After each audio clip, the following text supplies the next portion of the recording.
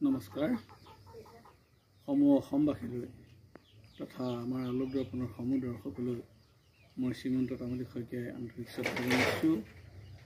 আমাৰ ভোগালী বিহুৰ ওলগ যাচিছোঁ। আপোনালোকৰ সকলোৰে বাবে ভোগালী বিহুটো ভালকৈ উদযাপন হওক, সকলোৰে সুখ সমৃদ্ধিৰে ভৰি পৰক। ভোগৰ উৎসৱ ভোগালী বিহু অসমীয়া জাতিৰ উলহ মালহ পৰিৱেশ, উখল মাখল পৰিৱেশ। এই পৰিৱেশৰ মাজতে আপোনালোকলৈ মই আগবঢ়াব বিচাৰিছোঁ আমাৰ গৃহত আমি মাঘৰ বিহুৰ উপলক্ষে বিভিন্ন ধৰণৰ পিঠা লাড়ু ইত্যাদি তৈয়াৰ কৰিছিলোঁ। তাৰে কেইটামান নমুনা আমি আপোনালোকলৈ দেখুৱাব বিচাৰিছোঁ। বহু দৰ্শকে কিছু সময়ত আমাক অনুৰোধ জনায় পিঠা ইত্যাদি বনোৱাৰ সম্পৰ্কত, গতিকে সেই হেতু আমি খুব কম সময়ৰ ভিতৰত সময়ৰ অভাৱ কেইটামান আমি আপোনালোকলৈ পিঠা লাড়ু বনোৱাৰ ভিডিঅ' আপোনালোকলৈ আগবঢ়াইছোঁ। আশা কৰোঁ আপোনালোকে আগৰ দৰে চাই আমাক উপকৃত কৰিব। আহকচোন আমি ভিডিঅ'টোৰ মাজলৈ সোমাই যাওঁ।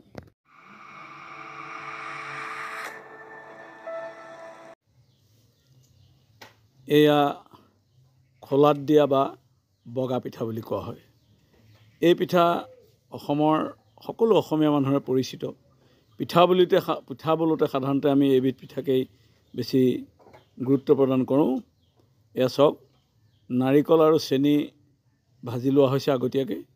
বৰা চাউলৰ পিঠাগুড়ি খুন্দি লোৱা হৈছে। খুন্দি লোৱাৰ পিছত এনেদৰে পিঠা প্ৰস্তুত কৰা হৈছে।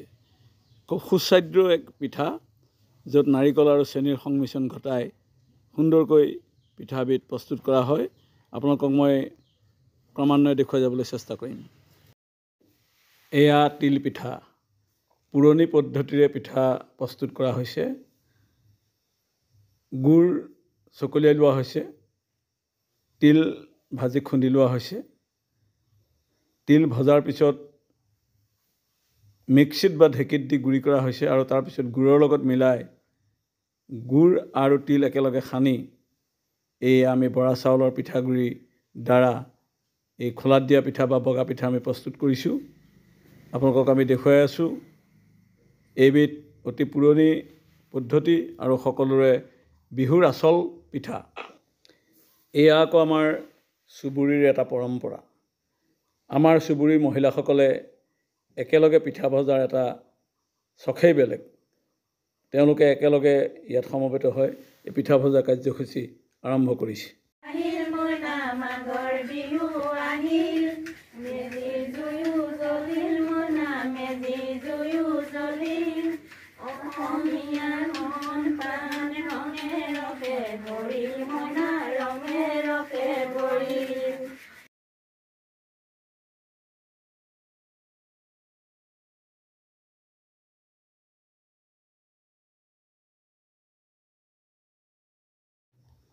এয়া আকৌ বগা পিঠা নহয় দেই, এয়া গুলপীয়া পিঠা। এই গুলপীয়া পিঠানো আমি কেনেকৈ প্ৰস্তুত কৰিছোঁ আপোনালোকক কওঁ শুনক। আমি যেতিয়া বৰা চাউল খুন্দিবলৈ আৰম্ভ কৰোঁ, মানে পিঠাগুড়ি খুন্দো তেতিয়াই সেই চাউলৰ লগত আমি বিট, যিটো মানে ওলকবিৰ নিচিনা আমি বিট বুলি কওঁ, সেই বিটটো আমি লগতে পিঠাগুড়িৰ লগতে খুন্দি দিছোঁ। আৰু সেইটো খুন্দি দিয়াৰ লগে লগে এই পিঠাগুড়িখিনি ৰঙীন হৈ গ'ল।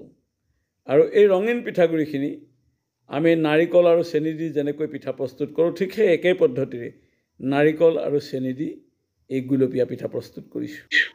এয়া অতি টেষ্টি পিঠা। আপোনালোকে নিজে প্ৰস্তুত কৰি এবাৰ খাই চাওক।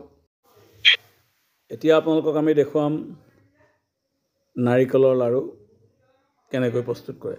আপোনালোকে সকলোৱে জানেই, তথাপিতো মই ভিডিঅ'টো দেখুৱাব বিচাৰিছোঁ যে আমি নাৰিকল ভাজিলোঁ, তাত চেনি দিলোঁ, চেনি আৰু নাৰিকল একেলগে ভাজিলোঁ, তাত গৰু ঘিউ দিছোঁ, ইলাচি দিছোঁ, লং দিছোঁ, সকলো দি আমি